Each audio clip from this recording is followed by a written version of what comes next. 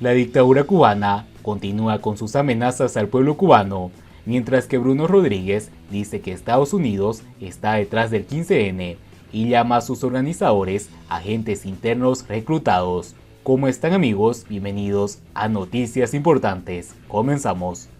No hay acciones autóctonas de desestabilización en Cuba, de oposición a nuestro gobierno, afirma Rodríguez. Además, acusó a Estados Unidos de estar detrás de la marcha cívica por el cambio en el venidero 15 de noviembre y amenazó con demandar a Facebook por favorecer a los grupos privados en referencia indirecta a la plataforma cívica Archipiélago, grupo organizador del 15N. Sin mencionar nunca directamente a la marcha ni presentar pruebas de sus alegaciones, el canciller dijo en su comparecencia ante el cuerpo diplomático extranjero en Cuba que su gobierno no permitirá de ninguna manera que la agresión persistente de los Estados Unidos, sus intentos intensos y constantes agudizados en los últimos 6 o 8 meses, generan condiciones de desestabilización interna, de alterar la tranquilidad y la seguridad ciudadana, de alterar la paz, vayan a aguarnos esta fiesta. Ello en referencia a la reapertura de los aeropuertos a partir de esa misma fecha. Rodríguez evitó mencionar que la marcha cívica había sido programada para el día 20 de noviembre, día en que el mes pasado las Fuerzas Armadas del régimen comunista anunciaron la realización de maniobras militares. Por ello, los organizadores de la marcha cívica decidieron mover la manifestación para el 15 de noviembre. Según Rodríguez, la marcha es una agresión organizada desde el exterior, con el empleo de agentes internos reclutados, entrenados, financiados, organizados o incluso a veces transportados directamente en vehículos diplomáticos de la Embajada de Estados Unidos acreditada en La Habana. No hay acciones autóctonas de desestabilización en Cuba, de oposición a nuestro gobierno, dijo. El eje central de esta operación, organizada desde los centros de poder de Estados Unidos, en ejercicio de la política oficial del gobierno de los Estados Unidos, con la intervención de altos funcionarios de la Casa Blanca, el Departamento de Estado y otras agencias, con la intervención permanente de senadores, congresistas anticubanos,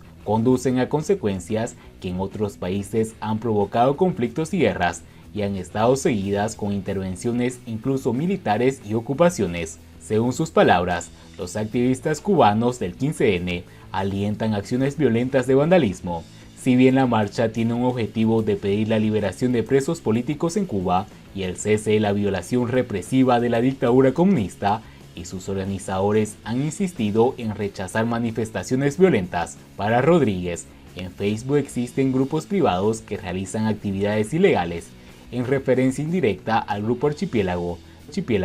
la plataforma cívica, pública y de libre acceso que organiza el 15N. Facebook podría ser perfectamente, con estricto apego a la ley, demandada por estas prácticas contra Cuba, amenazó. En estos acontecimientos se dirime el derecho de un Estado soberano, de un pueblo en ejercicio de la libre determinación, frente al intento de la superpotencia de intervenir en asuntos internos, forzar un cambio de régimen, destruir el orden constitucional por motivaciones estrictamente políticas, dijo el canciller, y anunció que el pueblo defenderá el orden constitucional por el que votó recientemente de manera masiva y entusiasta, según él, en referencia al referéndum constitucional. Pero claro, Rodríguez evitó mencionar que hasta la fecha el régimen no ha mostrado ni una sola prueba del financiamiento de la marcha cívica ni de las protestas masivas del pasado 11 de julio, en las que el pueblo cubano manifestó su oposición abierta a la dictadura cubana.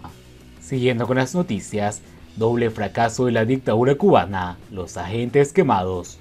Mientras los agentes terminan sus días acabados como topos y menguados como personas, en Cuba la oposición al castrocomunismo hoy crece juvenil como nunca antes, intentando denigrar al dramaturgo Junior García Aguilera y a la marcha cívica por el cambio. Cual lagrimoso lloraduelos, el doctor Carlos Leonardo Vázquez fue presentado ante las cámaras de Televisión Nacional hace poco más de una semana como Fernando. Último, más de una decena de agentes quemados, entiéndase, consumidos, acabados, destruidos por el Ministerio del Interior desde 2003 a la fecha, lo que quizás sitúe en el mundo a los órganos operativos cubanos como uno de los que peor preserva a sus colaboradores secretos. Aunque Junior García ha dicho que no le desea ningún mal a Vázquez González, ese sentir humano del agraviado no es la garantía para la integridad personal y los y los bienes de un agente encubierto del que se ha revelado su identidad luego de provocar daños a otros,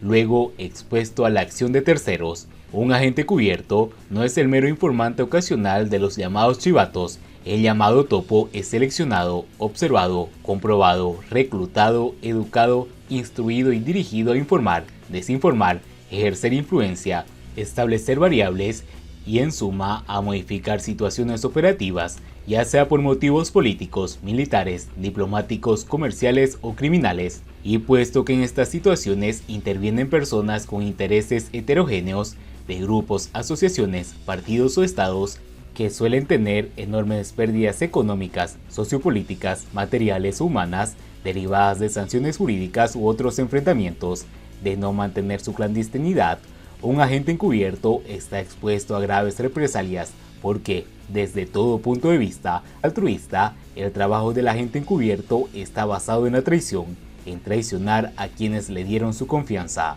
Mantener incólume la clandestinidad de sus agentes es la más importante misión de un oficial operativo en cualquier lugar del mundo. De ahí que antes de introducirlos en una investigación para obtener información secreta que luego se hará pública mediante combinaciones operativas, el oficial operativo deberá planificar cómo extraer a la gente de la investigación sin que su clandestinidad sufra la más leve duda. Pero oficiales de medio mundo, enterados de cómo desde el año 2003 hasta el presente, las autoridades de la dictadura introducen agentes encubiertos para luego extraerlos como testigos, socarronamente deben estar sonriendo. A sus 82 años, el fallecido Néstor Baguer Sánchez, periodista de profesión, que dijo haber trabajado para la seguridad del Estado durante 43 años como el agente Octavio, en marzo de 2003, fue quemado para que sirviera como testigo contra el poeta y periodista Raúl Rivero y otros 74 comunicadores, activistas de los derechos humanos,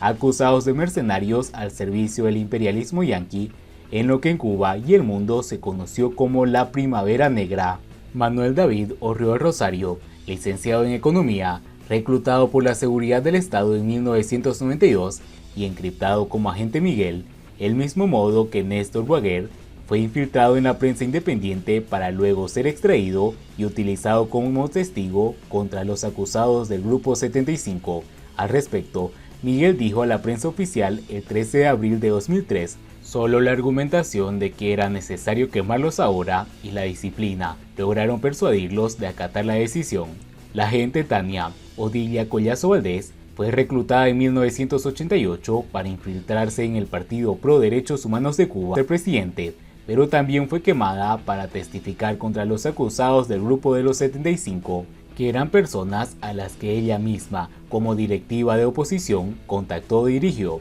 lo que infringe el artículo 110.9 modificado de la Ley de Procedimiento Penal, pues a ningún colaborador le está permitido participar en transgresiones de la ley. Y así se repitieron los casos de agentes quemados durante estos últimos años. Quemar un agente en el lenguaje de los oficiales operativos de cualquier lugar del mundo equivale a revelar la identidad oculta bajo un seudónimo y reglas de compartimiento de esa persona, que no es o no debe ser un mero chivato, sino un colaborador del que consta un expediente personal y de trabajo. Esa revelación de identidad constituye un delito cuando se produce por negligencia o por insubordinación, y un fracaso profesional cuando se da por ineptitud operativa. Pero el doble fracaso de los agentes quemados por la seguridad del Estado, del agente Octavio o de Fernando, radica en que mientras ellos terminan sus días acabados como topos y menguados como personas, en Cuba la oposición al castrocomunismo hoy crece juvenil como nunca antes. Enhorabuena, mis hermanos. Y bien, amigos, así vamos terminando las noticias importantes del día de hoy. Por favor, nos ayudarían mucho compartiendo las noticias con sus amigos, con sus familiares y así poder llegar a muchas más personas con la verdadera realidad en Cuba. Patria y vida, mis hermanos, nos vemos en el